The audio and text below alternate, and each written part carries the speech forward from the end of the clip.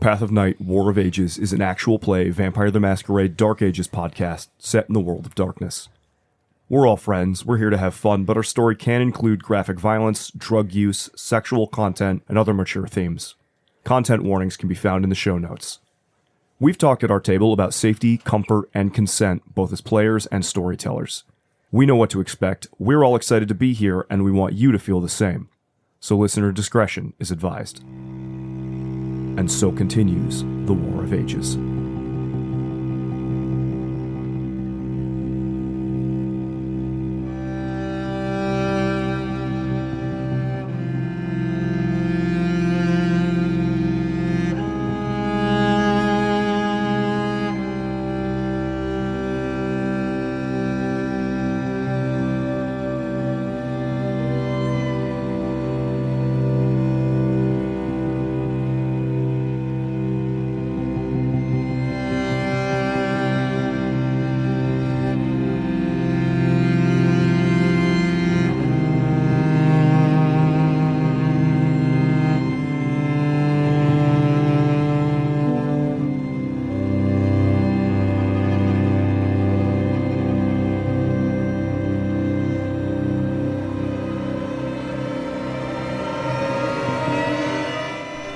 Last time on War of Ages.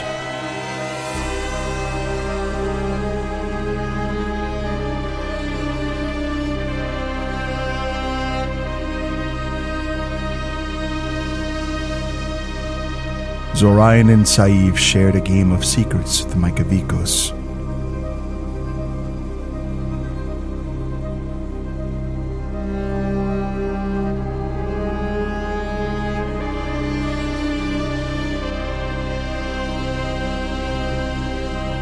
Catrinel pushed Sherazina and Michu to a decision, giving Sherazina over to gangrel care.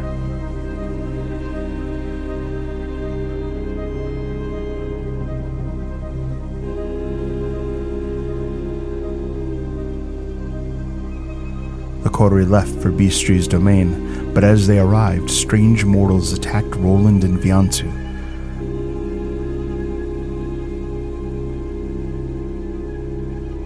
Roland fell into a dark frenzy.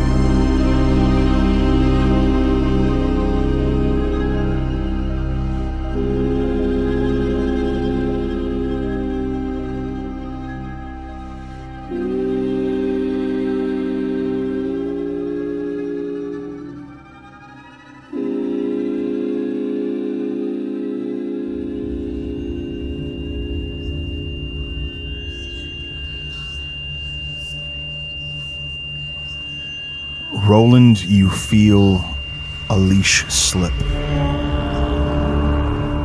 and something in you come loose. And in an instant, you're grabbing one of the assailants with your gauntlet, holding their face in your palm. And with a squeeze, there's a sound akin to a bursting apple. Your face is smothered in hot blood.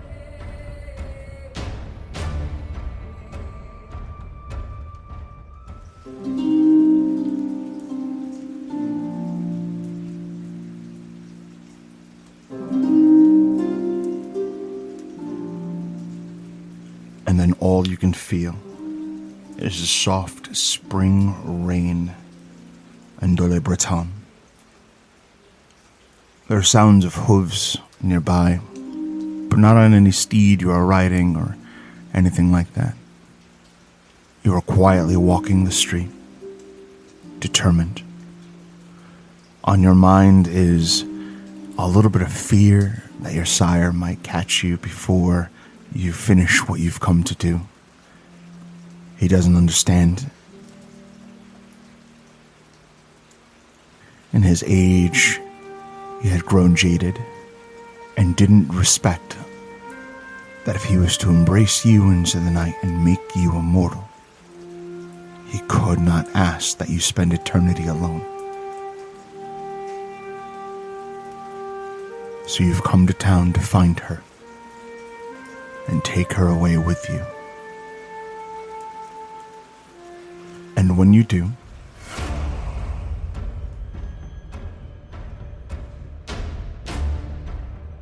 there's the crashing sound of a carriage being torn asunder as you feel your gauntlet thumb press into the eye sockets of a victim.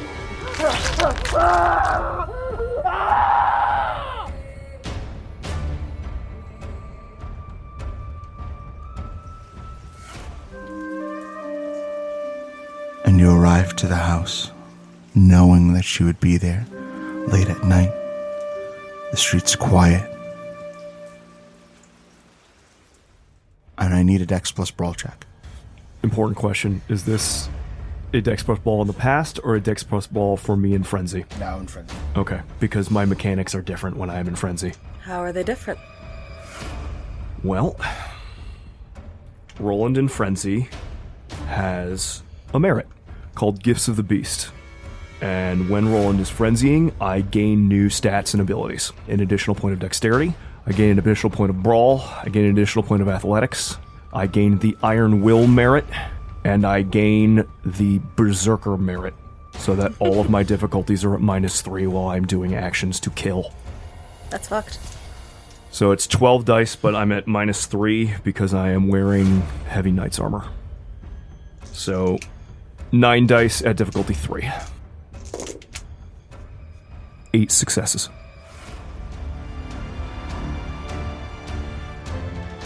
With what seems like a small skirmish at first, a little bit of disorder explodes into a wave of violence as Roland leaps from his horse and begins tearing people to pieces.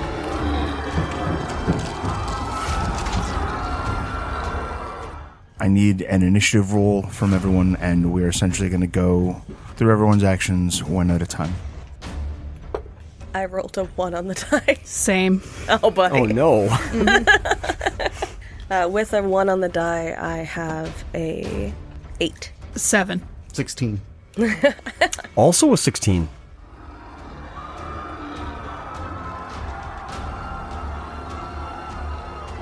Zorion, in your time, you have seen incredible violence. But normally there's a sort of order to it. Whether technique, tactic, or a sense of what is an appropriate method of fighting an opponent and what is the way of animals. What you see here, as Roland shoulders through someone so hard, it is as though their body is made of jelly and skin, on his way to grasp and rend someone else with his hands. This seems wrong. You have seen K-Knights frenzy, but they don't roar like this. They don't move using their hands and feet to propel themselves through victims this way. This is rage on the level that tales are told of Lupin's. Seeing this howling rampage, what do? Zorion kind of stands up, alarmed from his position in the front of the carriage, staring agape at the massacre going on in front of him. And he then quickly is looking around, realizing that there is a lot of people here. That if this spills out, that could mean a very big problem for Bistrița. And then his attention snaps back to the fact that he has a caravan of people that are depending on him. He starts shouting commands to the caravan, basically to abandon the carriages, take the horses, cut their reins so that they can get away with us, and for his men to kind of make a controlled push into one of the side alleys and just to continue on to get as far away from here as possible. He will split his action with that command, and he will use rank 1 of Obtenebration, Shadow Play, to create chaos and panic amidst the rest of the street, giving our controlled withdrawal a bit of cover from the local populace just making a mess of everything else. Give me a leadership roll. It will be half because I am splitting action here. Yep. I will spend a willpower on this. Not half. You are at -1 die, +1 difficulty, and then your second action is at Gotcha. -2 dice, +2 difficulty. Cool. Does my spec for Battlefield Command come up? Yes, it applies here. You did spend a willpower. I did. So that is 1 success. Just enough. You succeed. Yeah. Next is Alexios. Yes. This seems not great. So they've got a bunch of people going one direction under Zorion's command. He's starting to move them, it looks like. Yes. I look around. Is Tibero in danger? No, he is moving the hell away from Roland. Excellent. Okay, that's one thing I don't have to worry about. Is anybody we know in particularly close that we should probably move them forcefully out of the way? Alexios will spot that Ambrose is moving towards Roland with his hands up and with a body language that is intent on like the sort of body language one might have when trying to calm a wild horse. And very bravely, he's moving towards Roland, seemingly with the desire of like slowing things down, helping people get away as Zorion commands, but he himself is very clearly in danger. Now, this is clear to me in much the same way it was Zorion. This is not normal, Roland's general actions/reactions. No. Normally, when someone frenzies, they become feral and aggressive like a wild animal. But the way he is rushing through people, the way he is violently causing these splatters of blood everywhere around him and in such a fast rate, this is new. Definitely abnormal. Great.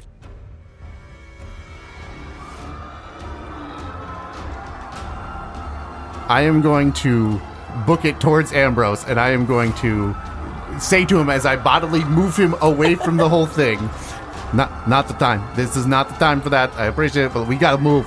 He kind of gives like this quick nod, like it's clear that he was panicked, and his panicked thing to do was apparently to try to de-escalate a raging Roland Roncevaux. But when you grab him, it jolts and snaps him out of it, and he just nods and moves along with you.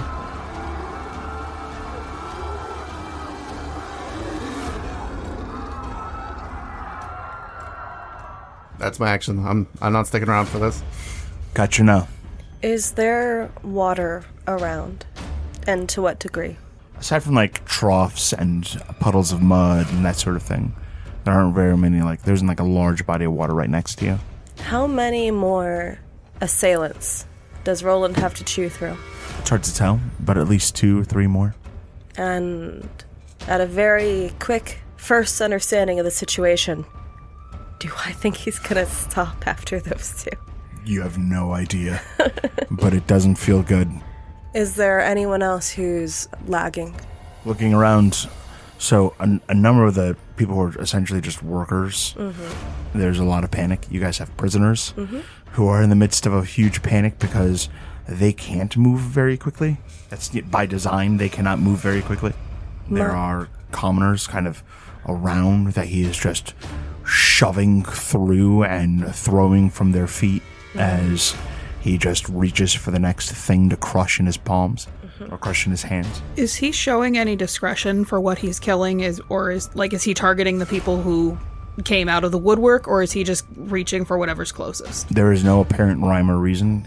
He is a vessel for odium.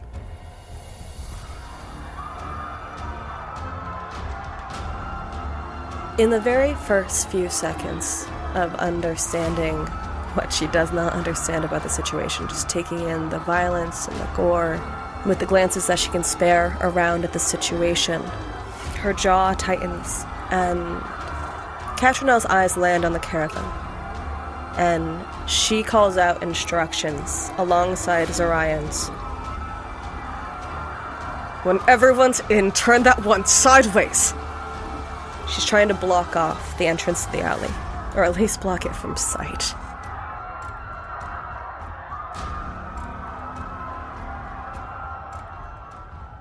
Okay, give me a charisma leadership. This will be at a +1 difficulty. I am going to spend a willpower. A 1 takes away my only success on the board, but I do have that willpower.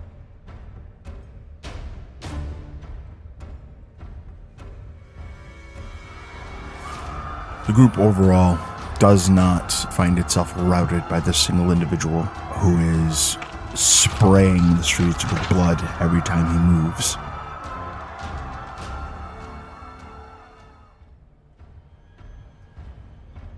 Saif. What's Vielantiu doing? The horse is moving away from him. How injured does the horse look? I mean, it's definitely got blood matted into its fur, but it seems to be moving well enough.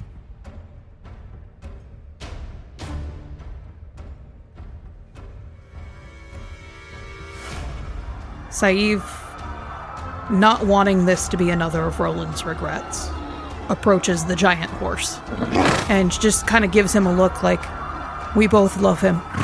That's all this is. And she takes him by the reins and starts leading him down a different alley. I need a manipulation animal ken difficulty 9. I will be spending willpower on this. That 1 success from the willpower. Nice.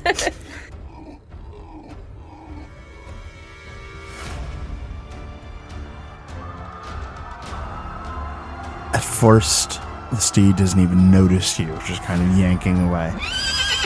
But you get the rein, it seems cooperating enough. I need a strength athletics roll to guide it meaningfully. I can spend 3 blood a turn, right? You can spend 4 blood around. So as Saif sees the horse, and she's been around Vielantiu for about 2 years now, and she has never been unfamiliar with how big he is.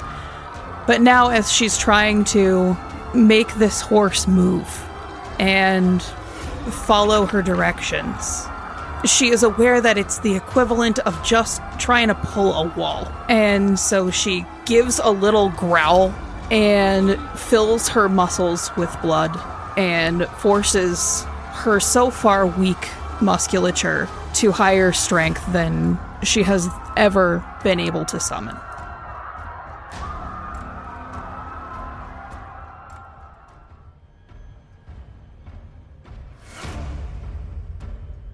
And I am mechanically spending 4 blood to make my strength of 5. What's the difficulty? 8. I had 1 success and a 1 took it away. Oh, not too. To be fair, he's strength 10, athletics 3. Like,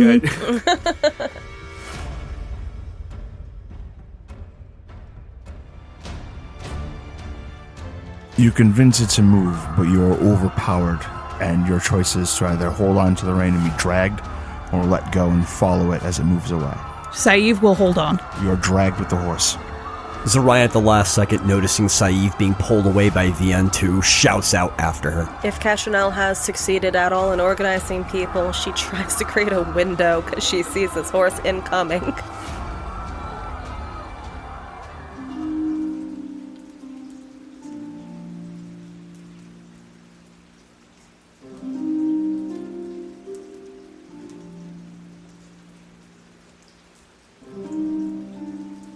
The home is beautiful. They've maintained gardens here, a wide space to walk and observe nature. There are cobblestones. It's beautiful. And in the hearth, you can see and smell a fire. There are people here. Her and her family, no doubt.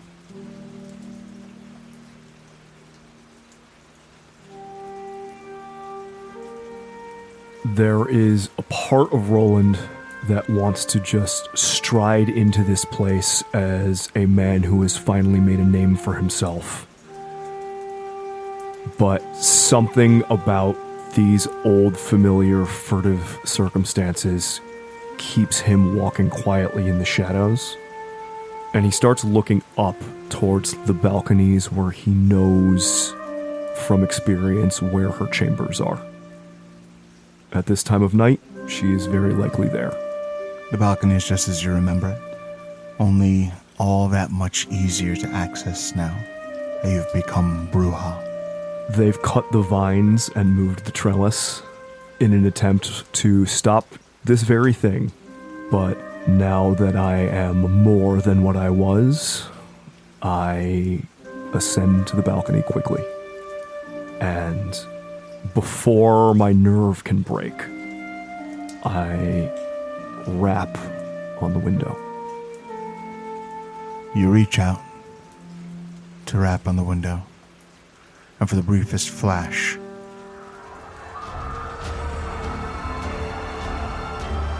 there is a young man trying desperately to pull his mother from the muck, and your hand comes down, slapping your battered gauntlet against his face until all that remains is his tongue and hanging eye.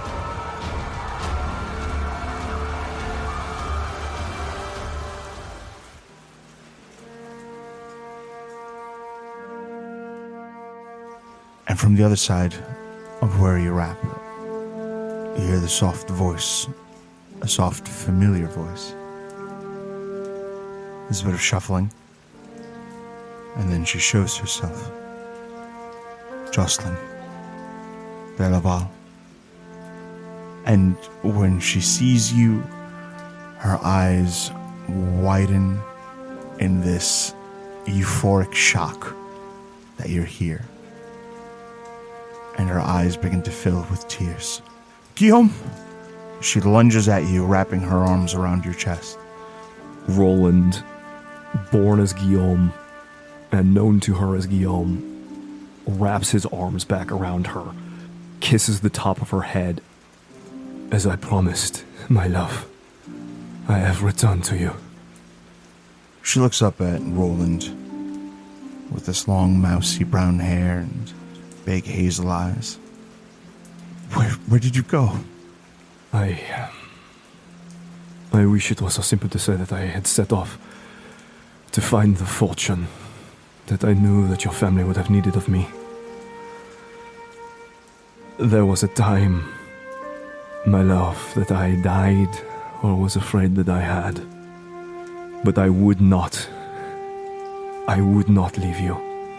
I am sorry it took me this long to return. Guillaume, I've had time to think. We could go. We could live as outlaws. He, hearing exactly what he wanted to hear, kisses her, and then after a long moment pulls away. Then marry me, my love. We could find the priest tonight, we could be gone, and we could have eternity together. I have much to tell you. She seems swept up in the idea, chasing after your lips and kissing you more, but there is this pause when you speak of eternity. I need just a moment and we can go. Of course. We will have 1,000 moments, love. She makes haste and, with this kind of reckless abandon, grabs just a few things and seems ready to leave with you. Roland, with an ease that he did not previously possess, will carry her things for her and then offer to carry her down the way he came in. Roland blinks and, holding someone over his head, pulls them apart so that his entrails pour over Roland.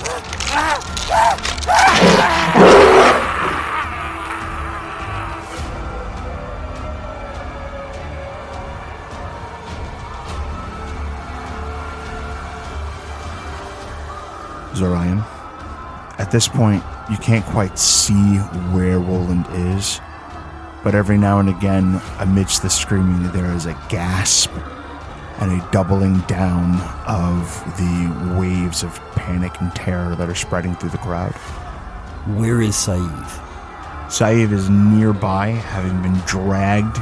She is covered in dirt and muck, and this just massive, honestly rather frightening looking horse seems panicked and unsettled in the alley, clearly disturbed by the sounds that it is hearing in the distance coming from Roland.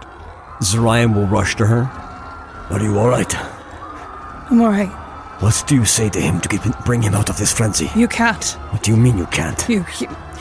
He told me that you can't. He only ever told me to hide. When will this butchery end? And there's nothing left. The whole city? I think, if he doesn't see it anymore, if there's nothing to see, it can stop, but I don't know that for a fact. I think that's why he told me to hide. Because if he couldn't see me, he couldn't hurt me. Let us hope the abyss will not anger his beast further. Zorion's just formulating a plan.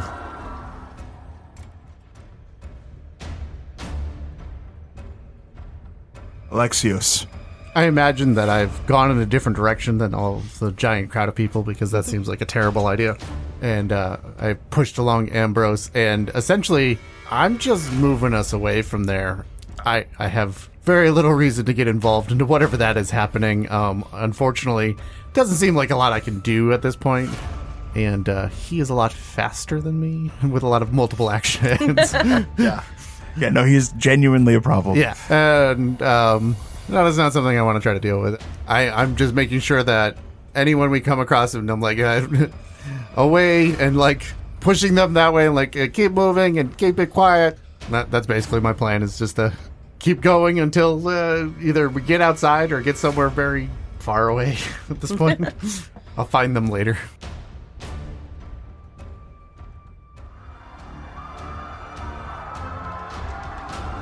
Catrinel is darting, calling out potential hiding spots. Rooftops! Blanket!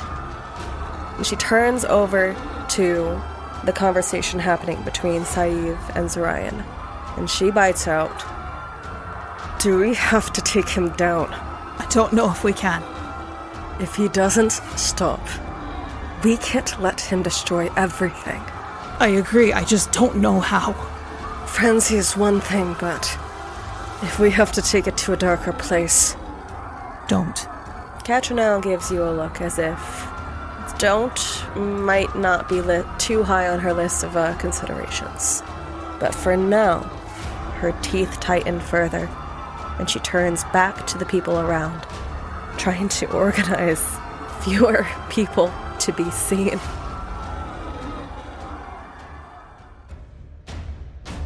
Saif. She is... Okay, so my goal was getting Vielantiu into an alley kind of by himself, specifically so he doesn't go and decide to snack on anybody who's hiding down the alleys. Have we been able to accomplish that? Yes. So it's just Zorion, Saeed, and Vielantiu down the alley, and we're yelling back and forth to... Mm-hmm. Okay. I mean, Zorion's not going to position himself where he can't see everyone and, right.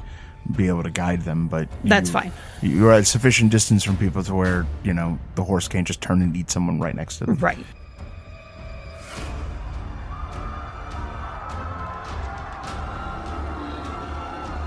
She'll look to Zorion and... I've never tried to bring him out of this. I don't know anything that could, by talking or getting in his way. I think the best chance we got right now is getting people out of his line of sight. I don't know if Zorion, your abyss, is going to be strong enough. Might be worth a try, but my next concern is the people. Can you settle his wounds? Zorion asks, looking at Vielantiu's knife wounds. I can. I don't like doing it in the open, though. Zorion nods at that. If you can give me enough cover, I can.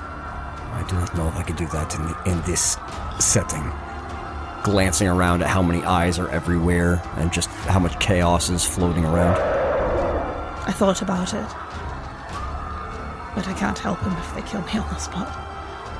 I think some people are more afraid of me than even him. Right now, I would disagree with you, my love.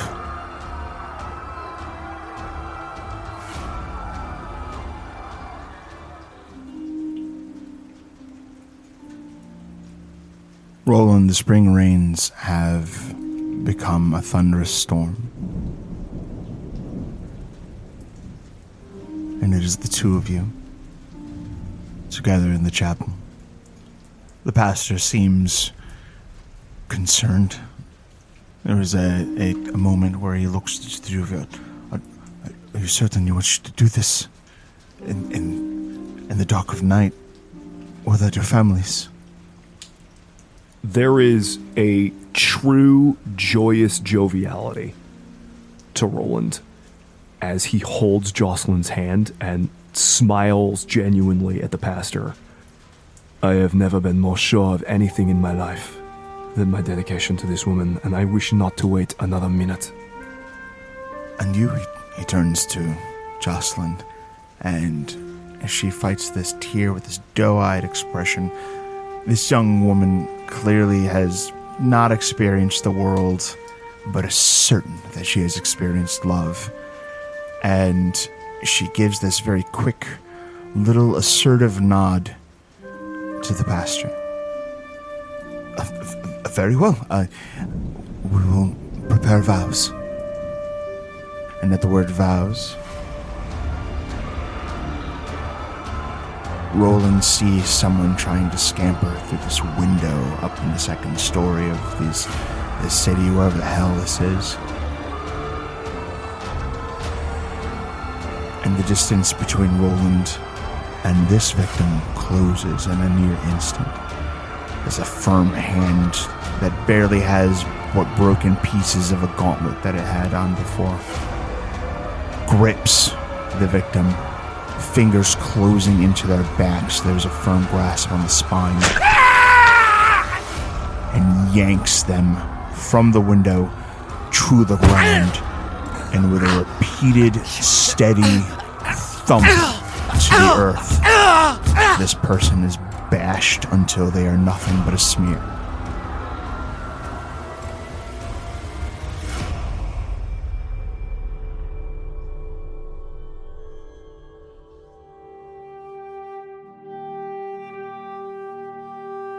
And Roland says his vows.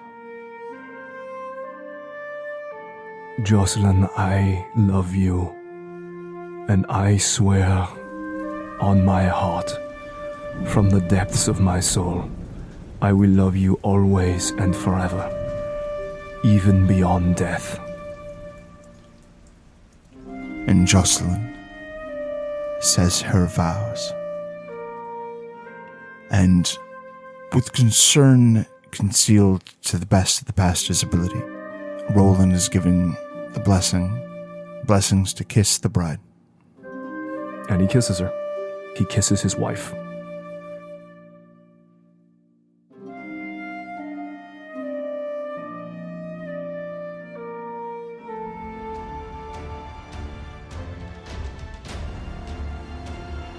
The group of you hear the sounds of the violence dying down, not because Roland's aggressions have begun to cease, but this little section, this district, has grown quiet like a forest when a predator is seen walking through its space. People are hiding now, gurgling on the ground softly as they die.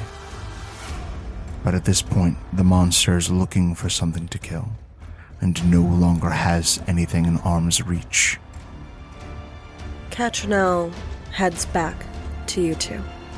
She raises her hand to her mouth, and the edge of one of those fangs is tracing along the pad of her thumb. She keeps her voice low, careful. There is a way that I could slow him down. It would be risky and harm people. What were you thinking? Toss a bit of blood to the wind. Slow him, freeze him. But it would bash him around. And anyone who was near me. I'm not sure I like the sound of that. Oh, it would be a last resort. Then perhaps we simply blind him with the abyss. Keep him in the dark, where he cannot see, cannot hear. But I do not know how long that will take to calm his beast, or if it will anger it, being deprived of its senses. Maybe we wait. Give it a minute or two. For how long? A minute or two. And see if the beast recedes without a target.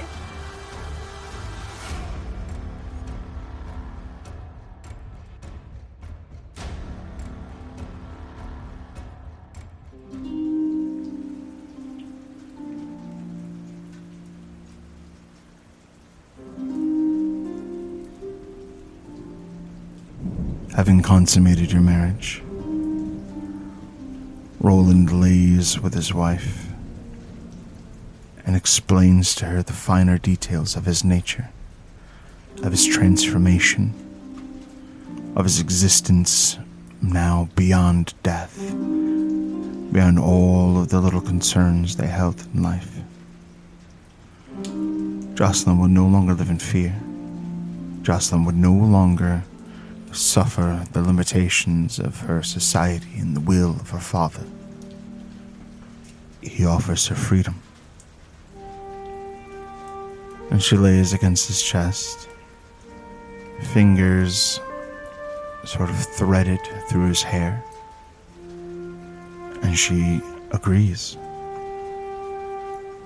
She wants his offer.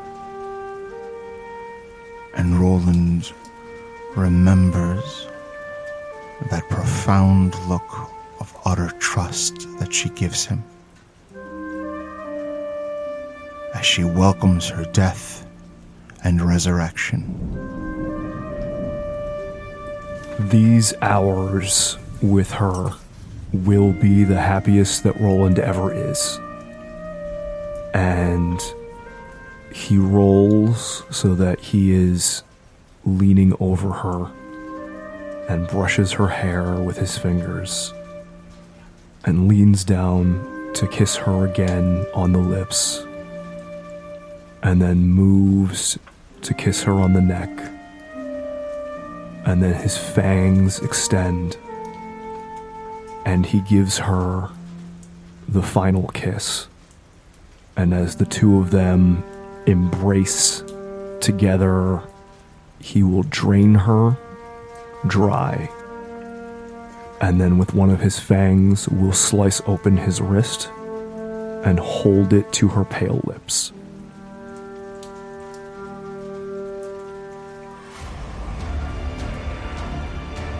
There's the sound of a smashed door.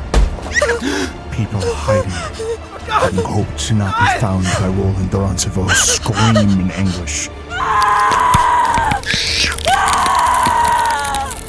And with a feral roar, you can hear wood-breaking, bones snapping, screams cut short by loud smashing sounds of destruction.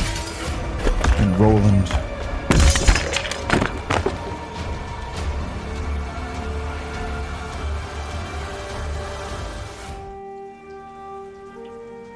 you remember flashes of lightning that illuminate the room as you wait and wait. And eventually, the storm passes. And she doesn't move. And off in the distance, beyond your hideaway where the two of you have consummated your marriage, torches can be seen, as now the search parties look for Jocelyn, frightened that she's gone missing, that something's happened to her. And you wait, and you wait,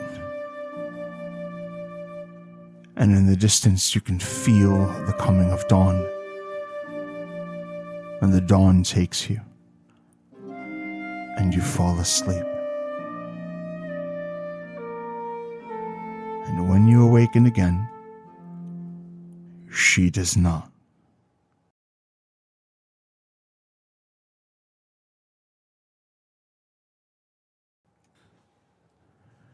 My love, please. Please get up. Why won't you get up? Why? Why will my blood not rouse you? Please get up.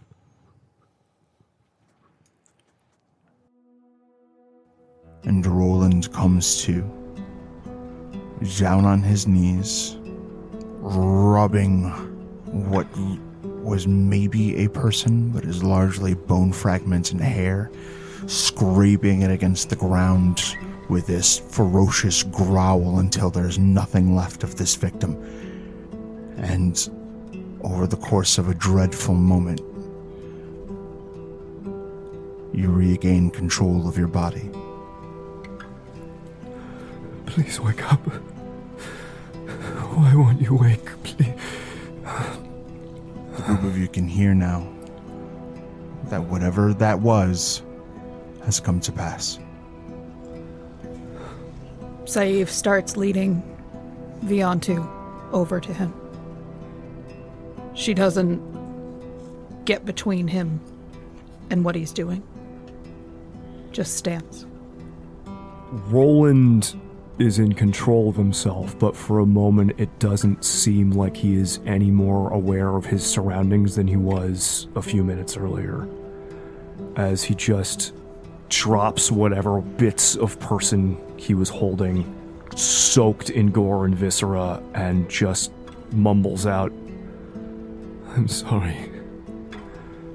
I promised you. Even after death." And then sort of like comes back into himself, and when he frenzied, everything that was Roland disappeared down like an infinitely black hallway behind his eyes, and it's like he comes back into his eyes and they stop dilating. When he was frenzying, there was nothing that looked like a person about him, and slowly his personhood and his knighthood reassert themselves in the way that he holds his body. And he looks around. There's no guilt on his face. At first.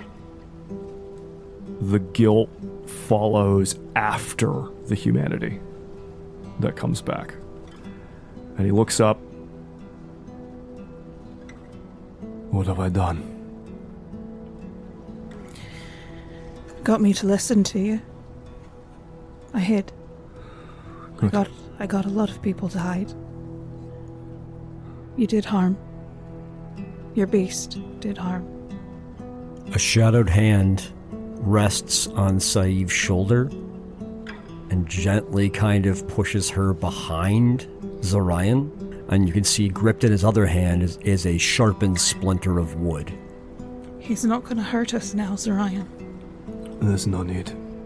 You've already done quite a bit of harm. You realize this is our allies' city. I do now. If it is required, if it is the will of the prince, I am bound to his hospitality. And he, like, shakes some of the gore and the remnants of the gauntlet off one of his hands and taps over his heart. Zorion kind of looks down. A weird mix of wariness, fear, a little bit of sorrow in his eyes. Who were they? The de Laval. Family from Laval.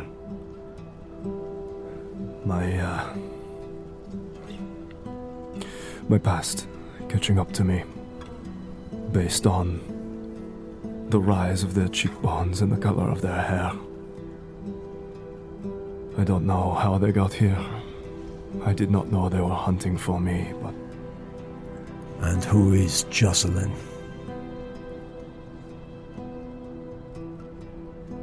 Jocelyn de Laval. She, for the briefest of moments, was my wife. And for eternity is my love. Is she one of those oaths you told me about? The first, the oldest, and the most unshakable. Zorion tries to read where his emotions are at right now. Speaking of Jocelyn puts him in what kind of state? Does it look like it's anger? Guilt, sorrow, and looking around at, like, the Delavals that attacked him here, there's clearly a frustration of, like, but no, you don't understand. Like, you're hunting me for the wrong reasons. He is pissed at them. There is an undercurrent of not quite self-aware, it's your fault this happened, underpinning. But when he talks about Jocelyn, it is nothing but guilt, sorrow, and love. And, like, love to the point of reverence.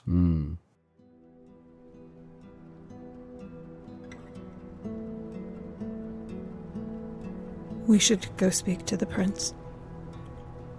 Or to bury you, if the prince won't see us after this. Zorion looks over his shoulder. Have any of the other Canaanites with us begun to arrive at this location? Namely, Tiberiu or Mikavikos? Tiberiu is not far, but Mikavikos is nowhere to be seen. Roland, remove your mail. Roland is so spent right now, emotionally, that he just removes his mail.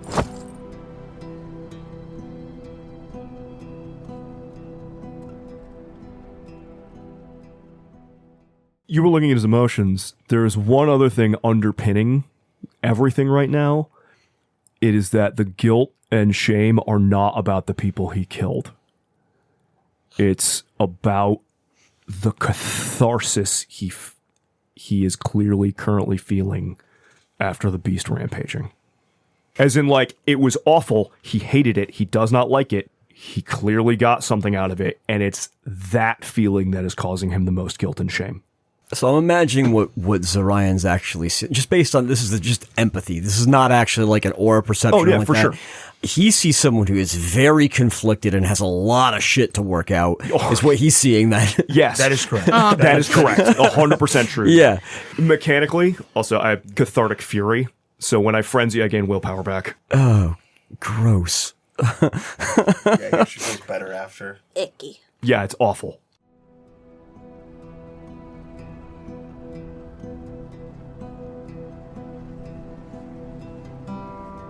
Well, so once the mail is off, Zorion will then say, kneel. Roland will drop his mail in the mud next to him, and he just sinks to his knees in front of Zorion, understanding the position that he is currently in. Saif puts her hand on Zorion's arm, the one that's holding the stake. My dear, this is a matter of diplomacy. If you bring in a staked body, you bring in a criminal. If you bring him in bound, you bring in a repentant. The bindings mean nothing. It doesn't. The bindings are symbolic, I get that. I agree with Zorion in the position that I have put us in. And I will rely on you, Saif, to make sure that the promises we made to keep each other whole, all of us, are honored. What do you think I'm doing now? And continue into the future. I do not want to be staked, but look at what I have done. Look around you. I watched it happen. Roland, I still believe what I said. And I believe what you said. Zorion kind of, his head cocks at this. Very intrigued to hear more about this. The beast is a part of us. But this was not you. This is my beast. This is what happens. We contain multitudes. If there are still agents of Delaval in the city. I cannot be allowed to see them if we are to salvage any of this. Then we can blindfold you. Enough. Zorion puts his shadowed hand up and looks over towards Tiberiu. He looks pretty angry, but not necessarily angry in that he's gonna go over there and pick a fight with Roland, if that makes sense. But he definitely has this cold, angry look and is clearly waiting for Zorion to put the stake in his heart. Roland tears the middle of his undershirt to expose his heart. Then Zorion, at least let me do it.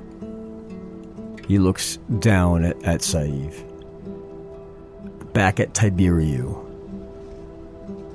and threading his words with dominate, "Come to me."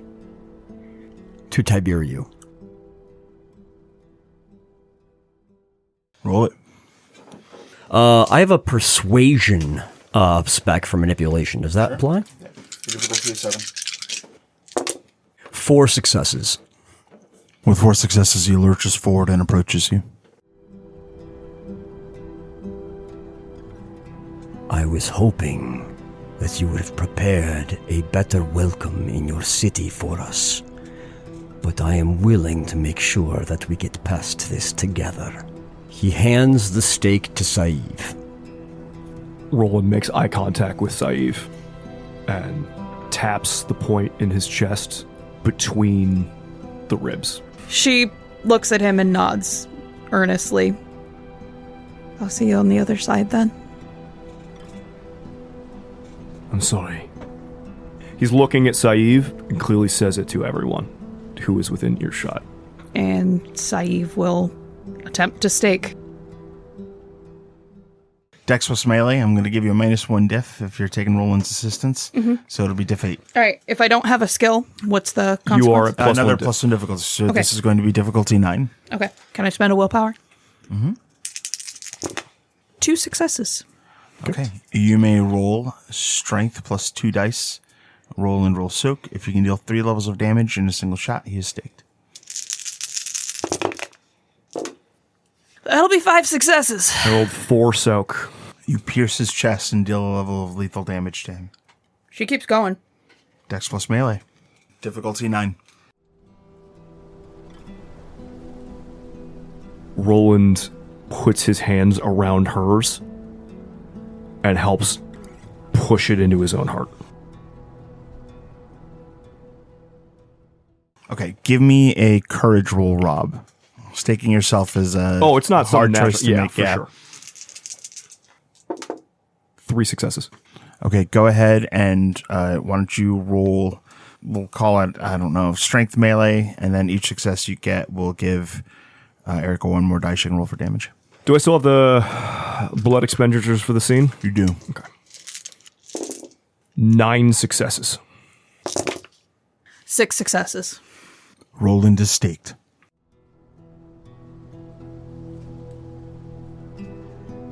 Saeed kind of lets out a breath.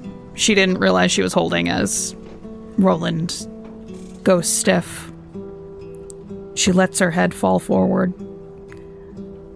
And she kind of imagines for a minute what it actually would feel like to be on Roland's end.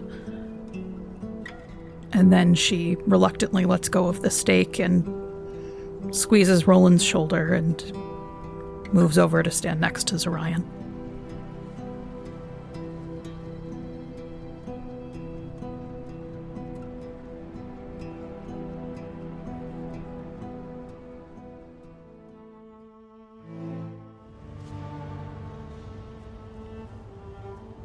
Tiberio will escort the group of you to Bistrița Fortress. And inside, there are soldiers waiting. You can already see that Radu's agents within the city are moving to clean up the mess that was made by the now detained Bruja. What should come as no surprise is that the group of you become the priority meeting for the prince. Tiberiu ushers you into this private chamber and explains to the group that the prince will be with you momentarily. It is his expectation that he will have questions, but Tiberiu respectfully indicates to the group, I have taken the liberty of informing the prince that you were attacked within the confines of my prince's domain. Thank you for this, Tiberiu. It is appreciated. As they're sitting down, Ambrose brings in a small chest, sets it down next to Zorion, kind of nods at him, and Zorion dismisses him. Saif gives a nod of appreciation and gratitude with her heartrending gaze at Tiberiu. She seems to be lingering closer to the rest of the group without Roland there. Where is Roland at the moment? He is kept with you. Excellent. In the room? Yes, you would be bringing him wherever you go. Cool. I'm totally down with that. What kind of room is this? It is a small meeting chamber inside of the fortress itself. Yes, there's nothing interesting in here. I mean, there's kind of Spartan decor, very little in the way to look at. Yeah, I'll be looking around the room and just poking at stuff. For the purposes of preparing a gift, what might I have known of Radu of Bistrița? You know that he is an extremely skilled diplomat and a prince of high esteem. He is well liked by both Tzimisce and non-Tzimisce. It's kind of his thing that he tries to kind of keep the peace with Cainites that would otherwise be in total war with each other. Is it possible then that I might have had a perfume prepared for this moment? Absolutely. The kind that likely would originate from the Arab world. High quality, exotic scents, something that signifies tastes and luxury. How would you have gotten it? Probably searching the Budapest market when we had the time. Okay. In that case, I would have that well presented in a nice box that I am likely holding a bit too tightly, just controlling the tension of the situation. After a short wait, Radu arrives. He is dressed in finery and sort of carries himself with the dignity you would imagine an ancient Greek philosopher to have. He is clearly carrying himself as a wise and thoughtful man. Upon entering, he says, I am to understand that there is harm that came to you and yours, he says, addressing the group of you. It seems we were assaulted inside the city by a group targeting our friend here, Roland de Roncevaux. How they came inside the city, well, I do not know that part. Bistrița is a city that is a hallmark of trade. Many come here. Much of the growing civilization that Transylvania has been blessed with sees much of its development here, within these walls.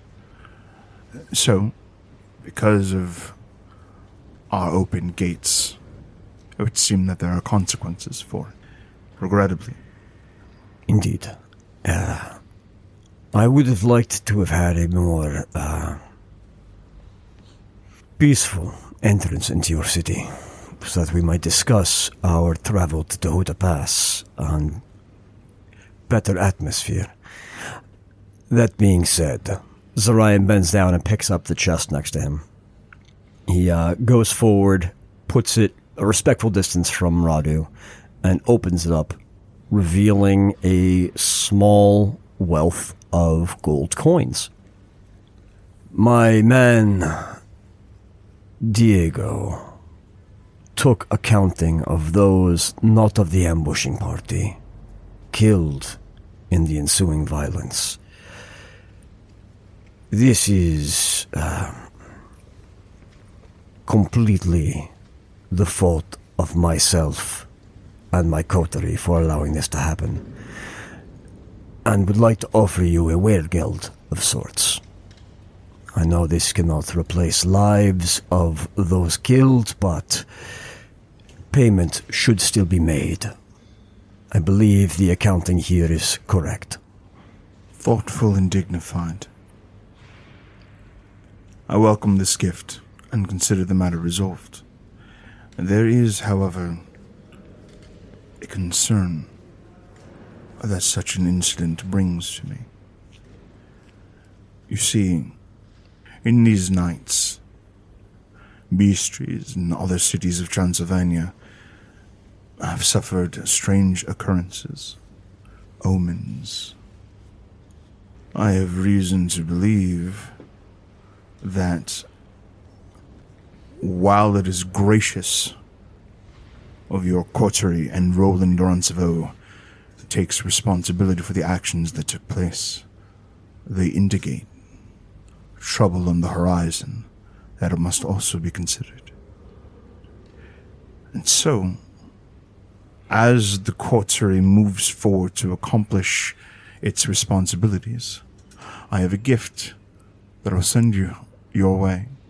Something to ensure that whatever trouble it is that you face is mitigated and your objective is completed for the betterment of all. There is an architect by the name of Zelios of the Nosferatu. He is going to be sent to Tahuta Pass to ensure that you have his mind and ingenuity as you develop there and rebuild what was once destroyed.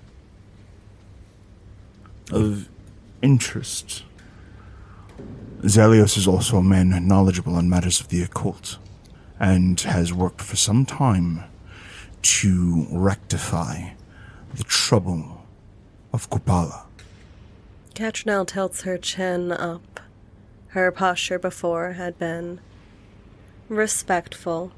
The seriousness of meeting another one of, would you say, her cousins, clear in her body language. But she had locked on even more focus when he mentioned Zelios and his ways. But there's that glimmer of purpose when he mentions a possibility of interacting with the Kupala threat. The further east you travel, the more you will see the consequence of the dreaded Kupala's presence. Zelios will be a great boon to you. Please see to it that while he performs his work for you, he is comfortable. Is Zelios a vassal of yours, my prince? Zelios serves me for the time being, but he has traveled far and wide, even as far as the ancient ruins of Egypt. Some say this is where he learned his secrets of geometry. We shall be grateful for his assistance, and yours in giving access to him. Saif gives a nod, looking thoughtful. There is one other thing, of course, before you are off and on your way. There was a library there in Tahuta Pass, in the tower, said to have held ancient writings, manuscripts, and as he is speaking, very casually, Mikoviko strolls into the room and has a seat. He sort of gives Prince Radu this look like, we have to have the conversation now. Tiberio kind of gives like a nod to having seen some sort of subtle gesture from Radu that couldn't quite be perceived. And Tiberio stands up. Radu turns to the group. Forgive me, there are matters that require my attention. Zelios has the details of what we've discussed, and he will be prepared to assist you and convey to you any secrets of the area that you need. Thank you, and please allow me to leave this humble gift for you. Nothing in comparison to what you've given. He raises this expectant chin. Catrinel presents him with this box. It's good stonework, geometric designs. Inside, the perfume within smells of saffron, other hints of luxury. Likely some of the apricot that had caught her eye in the marketplace in Budapest. What a delightful gift, thank you. Of course. My apologies, but considering what has already taken place here, it is perhaps best that the group of you move on towards your destination. He does not offer you 3 nights of hospitality.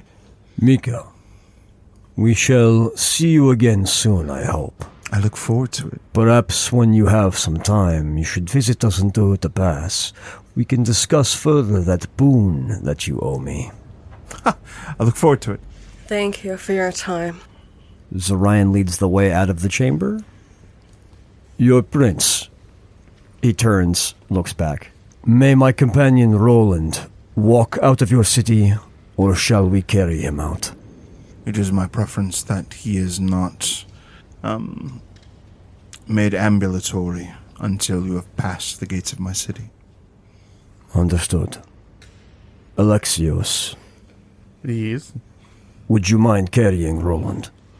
Alexios takes a look over, checks to make sure he's not wearing all of his armor or anything else like that, looks him up and down, makes a little grimace and goes, I think I can do that. Zorion nods at that, and will head out of the chamber. Catrinel dips her head respectfully to the prince and to Micah, exchanging her respect as they go, her expression souring as they take the Bruja with them. Saeed gives a nod and a bow to both of them, a little glad smile at seeing Micah, and then following. Alexios will bow into picking up Roland, initially feeling that weight, spinning a blood, and picking him up a little bit easier. The group of you make your exit.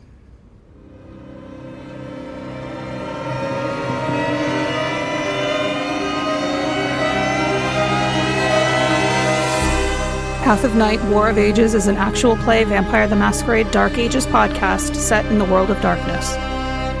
Alexios is played by Tim Davis. Catrinel is played by Rebecca Steigelfest.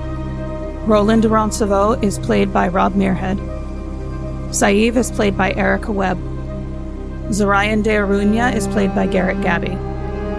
Your storyteller is Lex Lopez. The music used in this episode was Don't Look Back by DaniHaDani and Maya Belsitzman. Path of Night uses the 20th anniversary edition of Vampire the Masquerade Dark Ages with a few limited house rules. Vampire the Masquerade and the World of Darkness are owned by White Wolf and Paradox Interactive. Be sure to subscribe to us on Spotify, Apple Podcast, or wherever you find your podcast. You can find us on YouTube at youtube.com/@pathofnight. You can help support the show at ko-fi.com/pathofnight. Look for us on social media at Path of Night Podcast, or email us at pathofnightpodcast@gmail.com.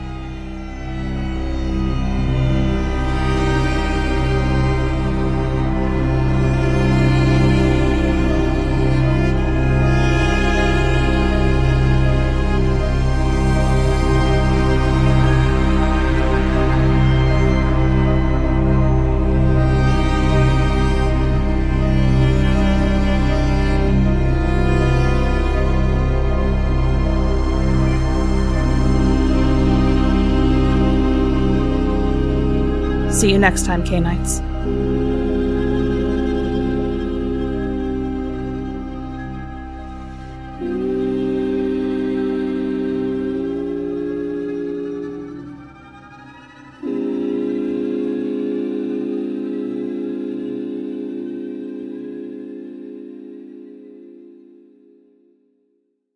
It's unfortunate, the slaughter for sure. What a great Tim line. Yeah, the slaughter's unfortunate for sure. Yeah. But I gotta get out of here. Look, I've weighed the options. There's not a lot I can do. Me also dying, not great. I mean, the best bonus out of this deal is he'll feel guilty about it, I guess, later. That's the best you get. Yeah, it's basically. Like, oh, shucks, I did what?